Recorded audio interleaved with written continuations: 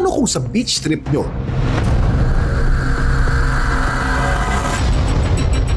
ito ang makakabanding nyo?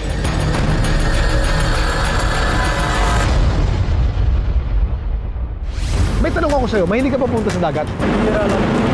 Kunyari, nagsiswimming ka sa dagat, biglang nakita mo to, anong gagawin mo? Makapasigaw, tatakbo. Tatakbuhin na sa dagat. Alala mo, anong pangarap mo sa buhay? Maging successful po na seafarer po. So marunong ka mag-swimming sa dagat? Ako marunong ako. Ano ang deadliest animal sa dagat? Shark. Lumalangwi ka, nakakita ka ng ganyan. Anong gagawin mo? Siguro po lalayo. Paano ka lalayo? Malapit sa'yo. Siguro magdasal na lang na hindi makahit siguro. Sa video ito na may 1.9 million views na at in-upload ni Arnold, makikitang sa pier nila sa Barangay Pandan, Real, Quezon. May pating na sorpresang bumisita. Sobrang laki. Doon lang ako nakakita ng ganun kalaki. Pating, nakakatakot, malaki. Sinlaki ng bangka. Bagamat ang great white shark o mga white shark ay nakikita sa mga malalamig na tubig, sa Australia, posibleng meron din dito. Hindi kasing laki ng sa Australia, pero meron dito niyan. Naligaw yan, pang cold water lang ang shark. Baka may sakit yan or mamamatay na. May point naman. Marami sa mga beached animals, lalo-lalo na mga whales at mga sea mammals, ay pagka nakitang nasa beach, ibig sabihin yan, may sakit yan at malapit niyang mamatay. Meron talagang shark na kasing laki ng bangka. May bangka nga na sinlaki ng shark eh. Pilosopo. Mabait yan, boss. Pwedeng mabait, pwedeng hindi mabait. Depende. Pinasuri namin sa wild animal expert ang naturang video para alamin kung pating nga ba ito. Yung nasa video, malaki siya, no? Basically, napakalaki niya para doon sa regular na pating na nakikita ko. Yung kanyang underbelly is white. Tapos yung back niya is grayish na hindi kahalintulad doon sa great white. Ang mga great white shark ang tinuturing ng world's largest predatory fish.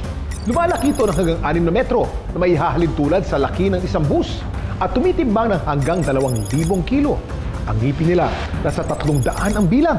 Dami mong alam, Kuya Kim. At sana, kayo rin. At kung nagkataon, delikado raw sa mga tao ang maging ganito kalapit sa pating.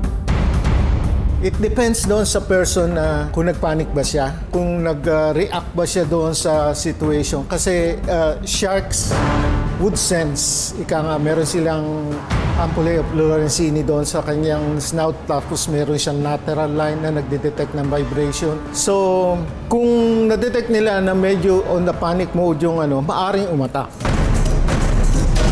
Pero bakit ang pating tila na-stuck yata sa isang gilid? Itinali po talaga siya ng mga taong barangay. Emat mo!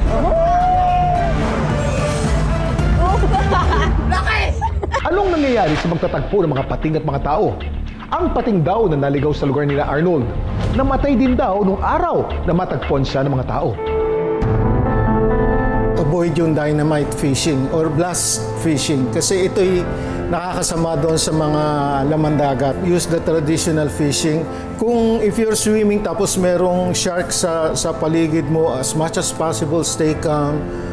Swim as natural away. Sometimes nagbe-venture sila hindi lang doon sa malalalim, even sa mga malalapit sa pangpang. At siyempre, wag niyong papatayin dahil kukunti na lang sila. Sa ganitong pagkakataon, importante ang sapat na kaalaman para ang mga hayop ay maingatan at maalagaan. Dami mong alam, Kuya Kim! Dami mong alam, Kuya Kim.